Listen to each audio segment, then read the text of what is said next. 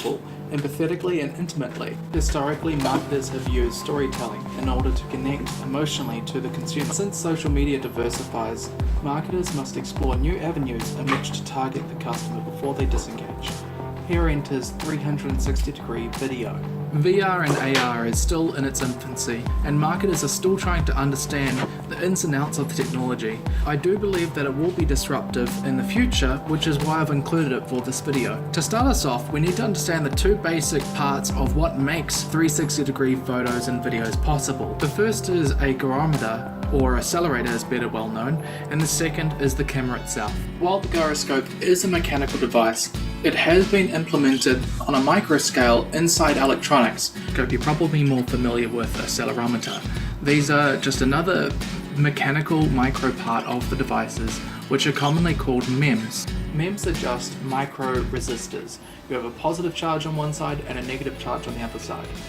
These little devices enable you to determine your phone's orientation, how level your drone is, and even helps an aeroplane fly. That's just a quick rundown on the first part of 360-degree videos and photos.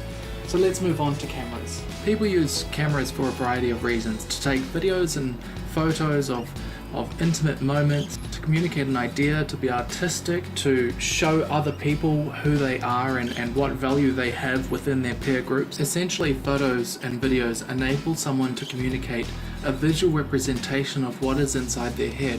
Many brands believe adding a 360 element to their campaign can give them a point of difference. Most brands want people to stop scrolling down their feeds. Often campaigns are based around real-life experiences that people can't do otherwise, like attending a high-end fashion show or climbing a high building. At the moment, one of the biggest challenges when implementing 360 video into campaigns is the relatively high cost, as well as the sometimes low quality of the video itself. Ultimately, the difference between 360-degree video compared to virtual reality or artificial reality is simply that the consumer does not need to purchase an additional device, a headset, in order to consume the content. This cost is passed on to the creators, who need to buy an Omni, one with 6 cameras, to create this format. Now, 360-degree videos are widely available on many social platforms such as Facebook and YouTube and Snapchat. These videos are mostly popular with content creators that are passionate about creating holiday and travel related content, and it's slowly starting to be adopted by live stream bloggers. A good example is Cadbury's Dairy Milk Buttons campaign, which launched a virtual reality experience, Memory Lane, last year. It allows viewers to upload their favorite family photos, which were then integrated into an immersive 360-degree video. With the campaign, Cadbury was able to attract a new generation of millennial mums to the brand and encourage them to spread the word among their family and friends.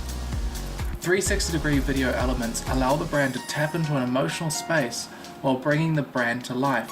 The whole campaign was based around 360-degree personalization. They included the virtual reality bit, as they wanted to make it a bit more immersive.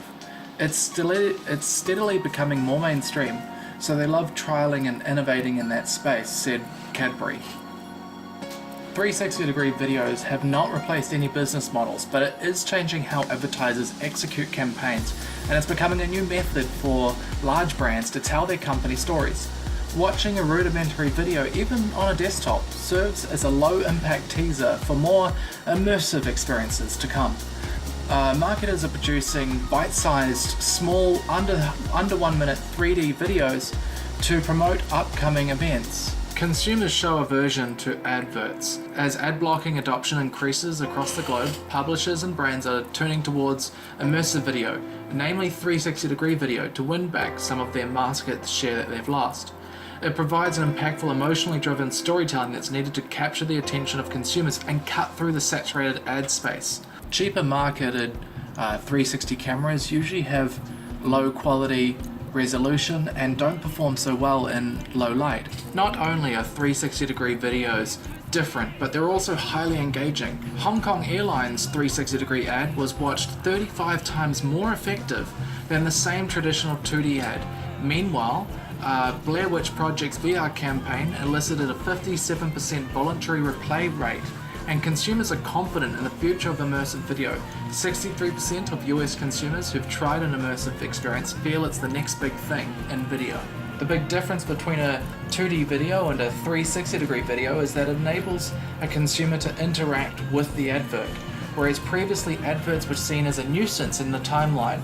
On top of this, 360-degree videos have longer viewing times, meaning that brands get more return for their campaigns. It's not all good news for 360 videos. There are some cons that marketers need to be aware of, such as the inability to hide cuts, so you have to rely heavily on single takes. As videos are stitched together, the video outlines have stitch lines, so if people that are within frame are within the stitch lines, they can become blurred or altered. 360 videos means that instead of having to show your viewer only parts of an environment, they get to experience the full environment in all its glory.